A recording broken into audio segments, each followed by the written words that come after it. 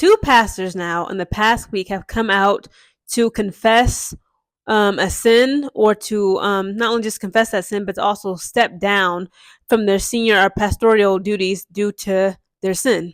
The pastors that I am speaking on are Pastor Dr. Tony Evans. He has a church in Dallas, Texas, and then you have Pastor Robert Morris, who also has a church in Texas. I believe it's South Lake, Texas. And both of these gentlemen have recently just came out and spoke about, they confessed their sin that they have committed. Pastor Robert Morris went in more details, while Dr. Tony Evans has been more elusive about his sin. Dr. Tony Evans have not cleared up exactly what his sin is or what it was, but he has released a statement saying that he had spoken with the elder senior pastors of his church. He spoke with his now wife and his children about his sin, asked for their forgiveness, confessed, repented, and that he's going to hold himself accountable like he would any other parishioner of his congregation, and he's going to step down and just get right with the Lord. Again, Pastor Dr. Tony Evans has never clarified exactly what the sin was. He just said that he committed it years ago and that it was not a crime. So if what he's saying is true, I would say it doesn't have to do with like forced intimacy or, thievery. But just I was thinking, like, okay, I ain't gonna lie, like when I think of pastors coming out with like things like this and like sin, the first sin that I'm thinking of is something sexual due to nature. Let's be honest. More than likely it's something sexual. Unfortunately, his late wife, his first wife, Lois Evans, she passed away back in 2019 from cancer. And it's like possibly he was having an emotional affair, a physical affair, who knows, with his now second wife, his new wife. But again, I wouldn't be surprised if it's something due to sexual sin, or it could be something such as theft. Like, you do have pastors who mismanage the church funds, the tithes and offering, and they use it to create a lavish lifestyle for themselves. And of course, that's the thing, is against the law. It's a crime. So he said that what he did, it was years ago, and it was not a crime. So I mean, technically, it's not a crime to a married person or a spouse to emotionally or physically cheat on their spouse. And then you have Robert Morris, Pastor Robert Morris. Now he said that he just came out and confessed this is a crime and a sin that he says that he committed over 35 plus years ago. He was a youth pastor, and he had an inappropriate relationship. Again, like obviously you can't have a relationship with a 12-year-old girl, or a boy for that matter. I'm just saying that because I'm trying to clean up my language on my YouTube channel. Okay, I'm trying to grow here, guys. So he had an inappropriate relationship with a 12-year-old girl 35 plus years ago when he was just a youth pastor. Now, as a youth pastor, he was married with a child, and he just said, like, it was never intercourse. It was just touching, inappropriate kissing, and things like such as this of this nature. But again, obviously that's still very wrong, because like if he was a youth pastor, I'm trying to imagine he probably was in his early mid 20s. And again, he was a youth pastor, so he knew better. He was a grown man, he knew better. He was a husband and father, he knew better. And it's like, this is unacceptable. I'm doing this video because I actually want to turn this into a series. Not to, again, like, okay, a little bit of my background. I used to be a Christian. I consider myself an agnostic atheist. But again, I still have Christian family members and Christian friends. And we discuss things like this because I grew up in the church, of course. And I have experienced church hurt, where you have a pastor that you put so much faith in and trust in. And like, usually they will commit a sin that is sexual in nature. And like, it just completely, not only of course rocks their family, their foundation, and the relationship with their spouse and children, but it completely just destroys the congregation as the church as a whole. And again, like, it's just interesting and fascinating to me that we see this again and again and again. It's just so much. It's to the point, it's like, why? It's not really a question of why, because we know why, right? But I'm gonna just ask it anyway. Why is sexual sin? Again, I'm being presumptive, of course, with Dr. Tony Evans' case. But let's be honest, like, in overall, like all these pastors, specifically male pastors, why is sexual sin so rampant in the church? Now it's one thing for it to be rampant with the congregation, right? The parishioners of that church, which is also bad. Of course, if you are a Christian, devout, and you're following God's laws, his beliefs, and whatever, you're not supposed to have a hint of sexual sin, a sin, period, even sexual sin. But again, like, you're the pastor of the church. You're a pastor, youth pastor, senior pastor, deacon, whatever have you. There shouldn't even be a hint. Again, like, you're not just a follower of Christ. You're a leader of Christ, of people who you want to lead people to Christ. So it's like the standards for you is supposed to be like not unrealistic, but like we will hold you to a higher standard because again, like you are a leader of men to get them to follow Christ. So it's like as a leader, as a pastor, a senior pastor, assistant pastor, deacon, whatever, what have you, why is it time and time again? It seems like every year it's not just one, but it's multiple pastors. Just like in mega churches that comes out in a congregation who had, cheated, they had affairs, they're sleeping with men, they're sleeping with women, they're sleeping with little kids. That's on a mass scale, like in the mainstream media. Let alone in our hometowns. Like I grew up in two towns in Ohio, a large town, Columbus, Ohio, and a small town.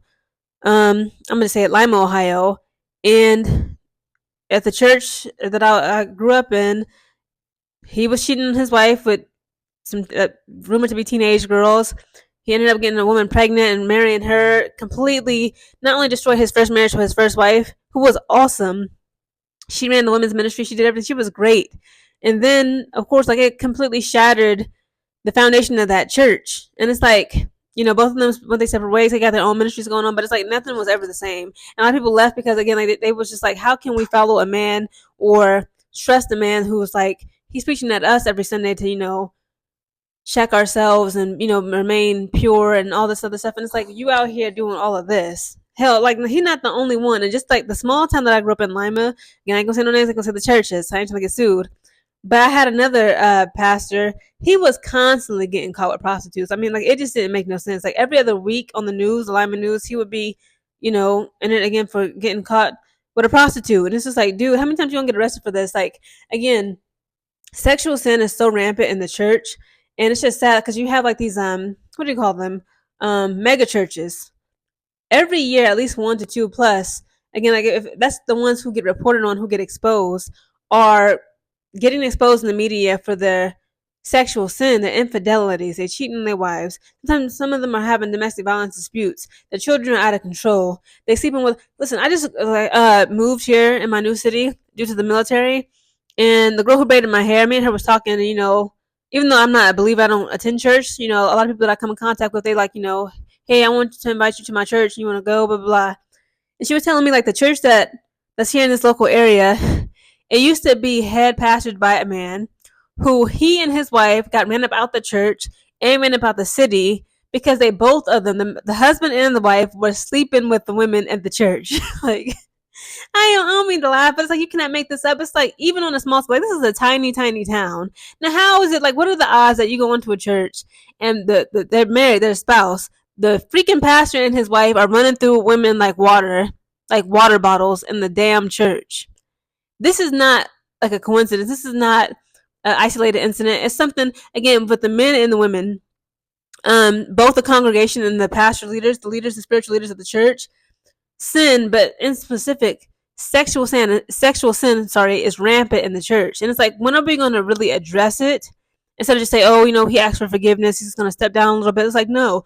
When are we going to put in like some defensive like plays? You know what I'm saying? Like I believe Joel Osteen, a lot of people criticize him, but he's like he refuses to be alone with a woman that's not his wife or his daughter. He refuses to minister to or counsel or give guidance and instruction to a woman alone. Like he will have witnesses. And people was like, oh, that's sex. It's like, no, he has some damn sense. This is a man, the husband and father, Joel Osteen.